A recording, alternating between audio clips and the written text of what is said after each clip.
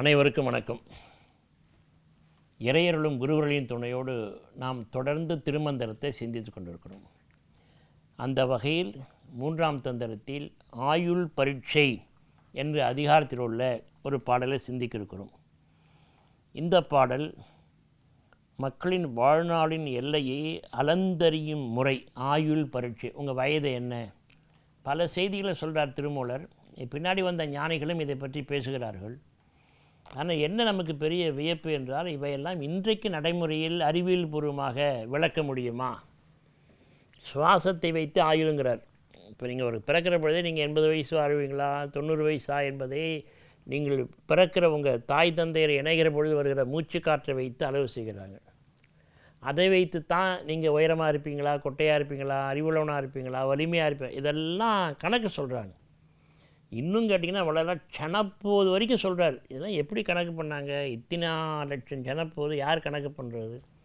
நமக்கு இன்னும் விடை தெரியாத வினாக்கள் இந்த மெய்ஞான நூல்களில் இருக்குது. ஆனாலும் இவையெல்லாம் நமக்கு கிடைக்கின்றன. கிடைக்கவற்றை நாம் சொல்லி சொல்லி பாதுகாத்து கொண்டு இருக்கிறோம். இதை யாராவது பின்னாடி வந்த ஒரு மகான் விளக்கினால், ஏன்னா அது அனுபவமாக விளக்குற பொழுது தான் நமக்கு தெரியும். இந்த பாட்டில் ஓசை தான் இறைவனாக இருக்கிறார். அதுதான் அந்த ஒட்டுமொத்த கருத்து. நான் பலமுறை சொல்கிறது தான், ஏன்னா இந்த கருத்து திரும்ப திரும்ப சொல்லப்படுகிறது. நான் பெரும்பாலும் ஒரே பாட்டை சொல்கிறதுனால வரிசையாக பாட்டு போய்கிட்டு இருக்க. இப்போ 771வது பாட்டு ஆயுள் பரீட்சை என்கிற அதிகாரத்தில் வருகிற பாட்டு. ஓசையும் ஈசனும் ஒக்கும், ஓசையும் ஈசனும் ஒக்கும் உணர்வின்கண் ஓசை இறந்தவர் ஈசனை உழுகுவர். இந்த ஓசையினுடைய நுட்பத்தை யார் தெரிஞ்சுக்கிட்டாங்களோ அவங்க ஈசனை பிடிச்சிடுவாங்க. ஓசை இறந்தவர் நெஞ்சினுள் ஈசனும், ஓசையை முழுமையாக அறிந்து கொண்டவர்கள் நெஞ்சத்துக்குள்ளே ஈசன் இருக்கிறார். ஓசை உணர்ந்த உணர்வு இது ஆமே. ஓசை நன்றாக யார் உணர்ந்து கொண்டார்களோ அவர்கள் ஈசனை உணர்ந்து கொள்வார்கள். ஓசை தான் இறைவன், அங்கே தான் இருக்கிறார். நாத பிரம்மமாக இருக்கார். நாதத்துக்குள்ளே தான் எல்லாம் அடக்கம். நான் முன்பே சொன்னேன், சரியாக காருண்ய காரில் இருப்பு கருப்பிலிருந்து ஓசை தான் வருது, சப்தம். அந்த ஓசையோட ஒளி வருது, நாதம் வருது. இந்த ஓசை ஒளி எல்லாமே ஒன்றாக சேர்ந்து அங்கிருந்து வந்து செயலுக்கு வருகிறது. உயிர் உணவிற்கு நாதமும் இறைவனும் ஒன்றேயாக தோன்றுவார். நாதம் பிறக்க பெற்றவர் இறைவனை உணர்வர். அவரது உயிருக்கு உயிராக இருக்கும் இறைவனும் அந்த நாதத்தை உணர்வான். எனவே நாதத்தை யார் உணர்ந்து கொண்டார்களோ அவர்கள் இறைவனை உணர்ந்து கொண்டார்கள் என்று பொருள். நாதம்தான் எல்லாத்துக்கும் உச்சம், தலைமை. முதல் தொடக்கம் நாதத்திலிருந்து தொடங்குது. அதிலிருந்து தான் படிப்படியாக எல்லாம் செயலுக்கு வருகின்றன. அதுதான் இந்த பாட்டில் 4 அடியிலையும் ஓசையும் ஈசனும். ஓசை இறந்தவர், ஓசை இருந்தவர், ஓசை உணர்ந்தவர், அவர் இறைவனை உணர முடியும் என்று சொல்கிறார். உள்ளத்தில் உண்டாகும் சூக்குமை முதலிய வாக்கும் ஈசனோடு ஒப்பவையாகும். நாதத்தை கடந்தவர் ஈசனை நினைந்து நாதாந்தத்தில் நிலைத்திருப்பர். நாதாந்தத்தில் இருப்பவர் நெஞ்சினுள் ஈசன் இருப்பதை உணர்வர். ஓசையில் உணர்வு உணர்வாய் விளங்கி இருப்பவர் ஈசன் சிவபெருமான்.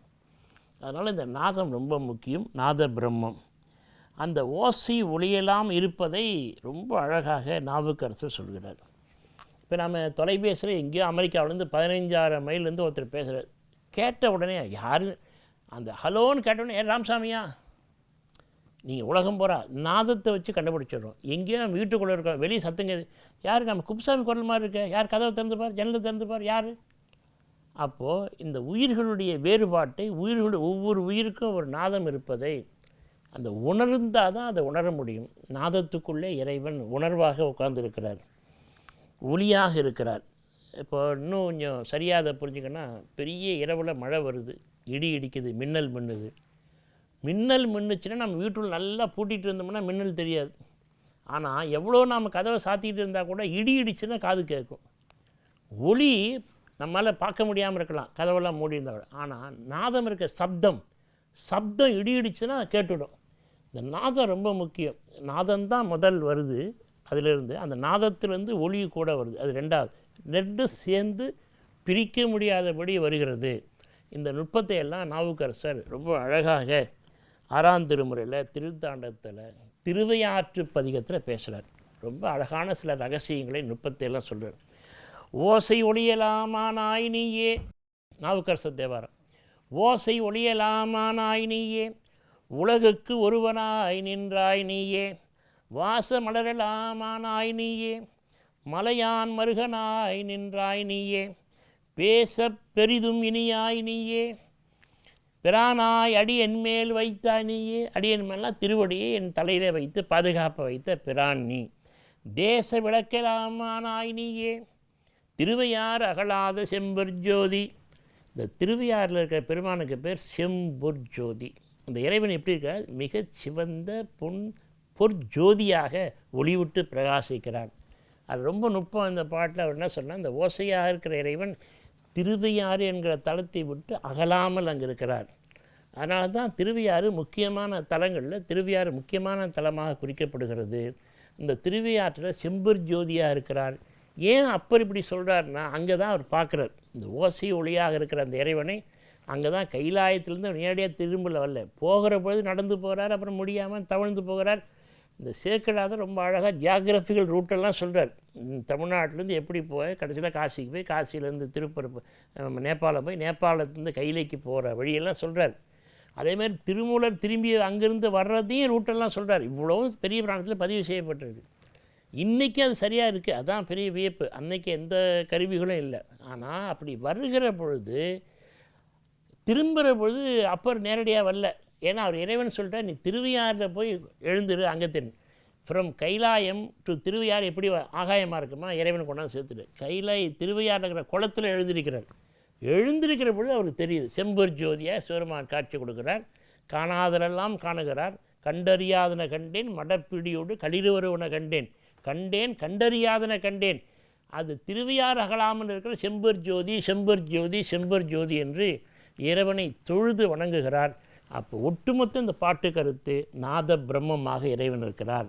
நாத பிரம்மமாக இருக்கிற இறைவனை திருமூலர் எங்கே காணலாம் என்று சொல்கிறார்.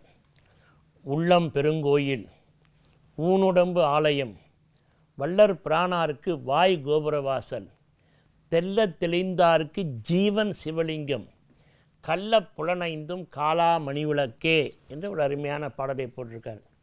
அப்போது உள்ளம்தான் பெருங்கோயில், ஊனுடம்பு தான் ஆலயம். இப்போ பெரிய கோயிலுக்கு போகிறீங்க, அந்த கோயில் இருக்கிற பெரிய இடம் தான் உங்கள் உடம்பு. தேகமே ஆலயம், தேகாலயம். இந்த உடல் தான் தேகாலயம். இந்த தேகாலயத்துக்குள்ளே இருக்கிற கர்ப்ப கிரகம் எது என்றால் உள்ளம்.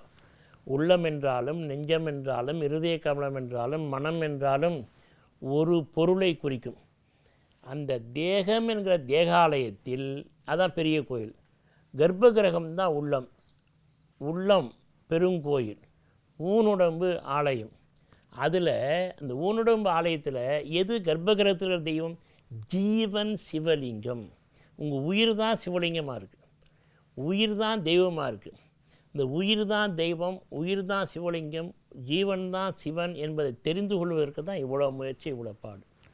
அது தெரிந்து கொண்டால் என்ன ஆகும்? அடுத்த அடியில் போகிறார். ஜீவன் சிவலிங்கம். அந்த உயர்வு பெற்ற மகான்களுக்கு, ஞானிகளுக்கு என்ன ஆகுமா?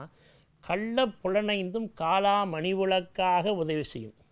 கள்ள புலனைந்தும் காலா மணிவிளக்கே. இப்போ நமக்கெல்லாம் என்ன செய்யுது? நம்ம உண்மையை உணரல, உயிர் தான் சிவம்னு தெரியல, ஜீவன் என்ன சிவன் என்ன வேறுன்னு நம்ம தெரிஞ்சிட்ருக்கோம். வேறு இல்லை. நமக்கு இந்த புலன்கள்லாம் வஞ்சத்தனம் செய்யுது. கண், காது, மூக்கு எல்லாம் வஞ்சத்தனமாக நம்மளை இழுத்துக்கிட்டு கீழே போகுது. நம்மளால் உயர முடியல. வஞ்சத்தனம் செய்கிற, கள்ளத்தனம் செய்கிற இந்த புலன்களெல்லாம் ஞானிகளுக்கு, தன்னை உணர்ந்த தத்துவ ஞானிகளுக்கு உண்மையை உணர்த்தி அந்த ஜீவனை அறிந்து கொள்வதற்கு, சிவனை அறிந்து கொள்வதற்கு காலா மணி விளக்காக, ஒளிபுரிந்திய விளக்காக, எப்போ நான் முன்பே சொன்ன இல்லையா, இஞ்சில், அதாவது மையப்பகுதியில் எழுக்கிற அந்த சுடர், அந்த இஞ்சிலாக மையப்பகுதியில் எழுகிற தீயாக சுயஞ்சோதியாக இருக்கிற சிவபெருமானை உணர்ந்து கொள்வதற்கு, அறிந்து கொள்வதற்கு காலா மணிவிளக்காக இந்த புலன்கள் நமக்கு பயன் தரும்.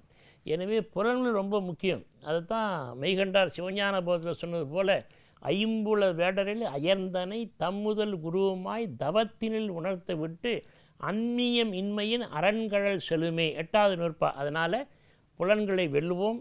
உண்மையான சொரூபமாகிற, ஜோதி சொரூபமாகிற உயிரை அறிவோம்.